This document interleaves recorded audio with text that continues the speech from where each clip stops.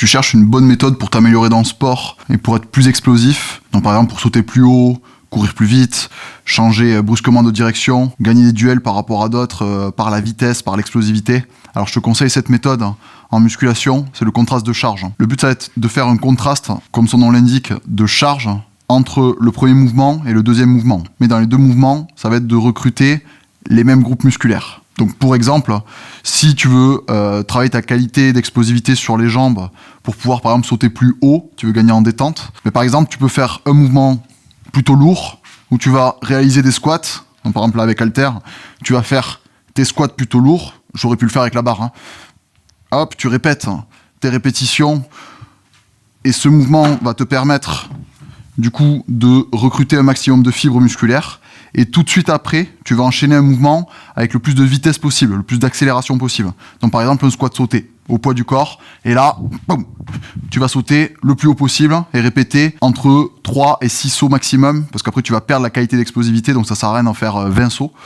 Sauf si tu t'entraînes à l'endurance. Mais là, le but, ça va être surtout de chercher l'explosivité. Donc ne dépasse pas les 6 répétitions.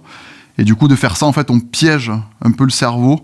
Parce que le premier mouvement recrute un maximum de fibres, alors que le deuxième mouvement, on en recrute moins, mais on va en vitesse. Et là, on le piège parce que, vu qu'on est sur les mêmes groupes musculaires, on fait en sorte en fait d'entraîner toutes les fibres musculaires qu'on a recrutées sur le mouvement lourd en vitesse sur le mouvement léger.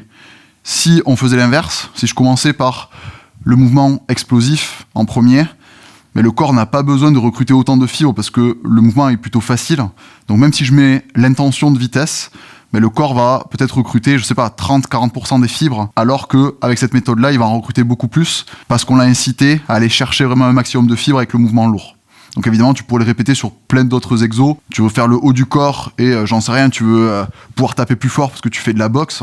Mais par exemple, tu pourrais faire un développé couché relativement lourd, dans l'idéal aux haltères, comme ça tu vas dissocier, et derrière, par exemple, je sais pas, utiliser un élastique que tu vas fixer, et là, bam, tu vas essayer de mettre un maximum de vitesse sur le même pattern, finalement, que le développé couché, mais là, avec une résistance très légère et un maximum d'explosivité. Donc ça, vraiment, tu peux l'appliquer sur tous les mouvements fonctionnels du corps, donc pousser, tirer, sur le bas du corps, soulever, squatter, que ce soit à 2 jambes, à 1 jambe. Donc il y a plein de mouvements où tu vas pouvoir faire ce contraste de charge, avec ou sans matériel sur le mouvement explosif d'ailleurs.